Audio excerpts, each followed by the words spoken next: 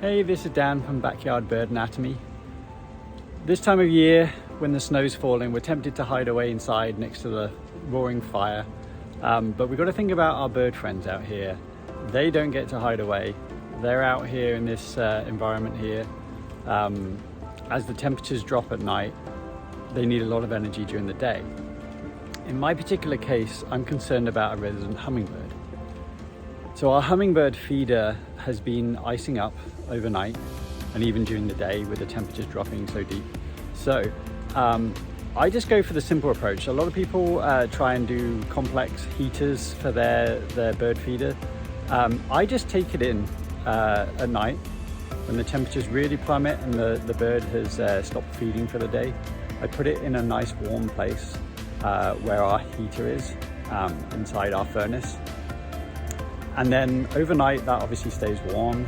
It even preheats the glass of the feeder to make sure that the temperature stays pretty high.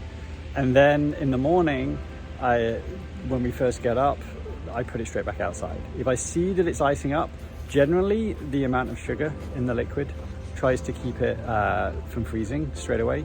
And if it does ice, then you see it icing from the top down, and the bottom tends to stay pretty good and flowing. And if I do see that it's having problems, I'll take it in briefly, I'll rewarm it, and then I'll put it straight back out. And then overnight I'll recharge next to the furnace so that it's nice and ready for the next morning. And the key is just to make sure that there's enough sugar in the water to stop it freezing straight away, and then to keep the overall temperatures warm. So that's my tip, and the great thing is you get to see the end product with the beautiful hummingbird at our window feeding and staying nice and healthy.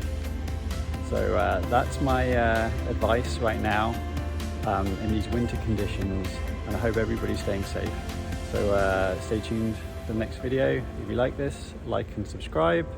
And most of my videos are actually going to be more about the anatomy of birds, but these little tips on how to look after our feathered friends, I'll dot these in every so often.